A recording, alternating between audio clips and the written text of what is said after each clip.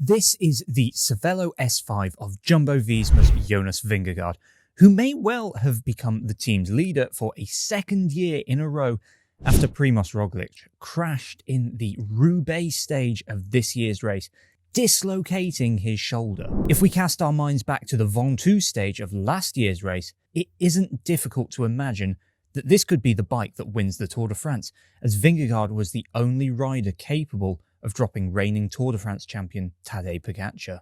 Will the young Dane be able to do the same this year? And, more importantly, will he be able to do it on a summit finish, as the gap that he forged on the slopes of Ventoux was crushed by a long descent to the finish? Anyway, let's look at his bike. Now, this is actually a brand new, as yet unreleased bike from Cervelo. We first saw it at the start of the season, and it appears that Cervelo has taken advantage of the UCI's relaxing its frame design rules. We can see that from the head tube, which has become a lot deeper. The S5 that the team have now been riding for a while initially looks a lot like the existing model, although it appears that Cervelo has taken advantage of those UCI equipment rule changes and have made many of the elements deeper in profile. The head tube, down tube, seat tube and seat post have all had that treatment. The fork legs could be a little deeper than previously too, although we wouldn't swear to it, and the fork crown certainly extends further backwards. Further back, there's now more of a slope at the junction between the top tube and the seat tube than on the previous S5, and the whole bottom bracket area extends higher. In fact, it's massive now. We won't analyse every part of the frame and fork, but it's probably safe to say that the designers have taken the existing S5 and pushed the dimensions as far as the new rules will allow in search of aero gains, although we'll have to wait for the official release to find out for sure.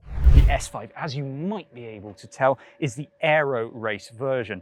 This is the bike that he'll be using for the flatter stages, but we've also seen him use the bike in the mountains. It's because, well, Cervelo is quite a good bike brand and this thing is very, very light. So he will only switch to the R5 for the really, really hilly days. Okay, Jumbo-Visma are one of Shimano's fully sponsored teams. So it comes as no surprise that we find a full Dura-Ace Di2 group set. This is the hydraulic disc group set. It's also got the Di2. This is the latest 12-speed stuff that we've reviewed over on the site. If you want to check out our review, the link is down in the description below. Down at the chainrings, that's a 54-40 combination.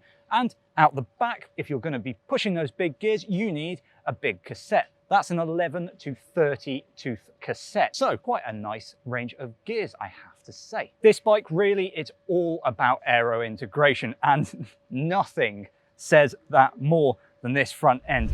This is obviously very, very proprietary to Cervelo. You don't get this on any other bike, and it just looks so futuristic. Now, we've used this front end, and, well, it does a really good job. There is actually, despite the looks, quite a little bit of adjustability in the front end, which is, you know, always helpful. With this integrated front end, all of the cabling is tucked away out of the wind. I would not want to be building up one of these frame sets. It just looks like a cable nightmare. Yeah, you'd need a few bottles of beer to get through one of these, I'd say. On this bike that we have here, well, we've got the Shimano Dura-Ace C50 wheels. These are actually tubular, so the riders are obviously looking to save a little bit of weight here. It may just be that they just trust their Vittoria Corsa G2.0 tubs over the tubeless models. Maybe they use them for different races, but for down here in sunny France, these work perfectly well.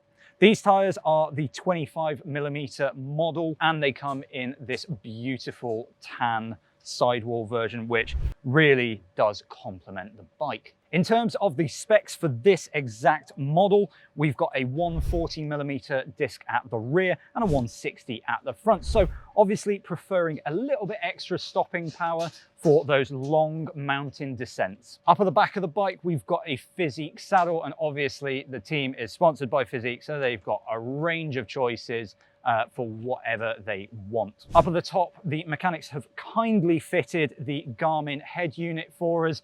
Again, Garmin sponsor the team. They've got a range of options available. None of them are going for the massive 1030 plus that I use. Their eyesight might be a bit better, or they might not need the maps so much. This looks like the 530 to me. Finishing off the bike, we have the brand new Shimano Dura-Ace power meter, easily identifiable via the pod that's mounted inline with the crank down there.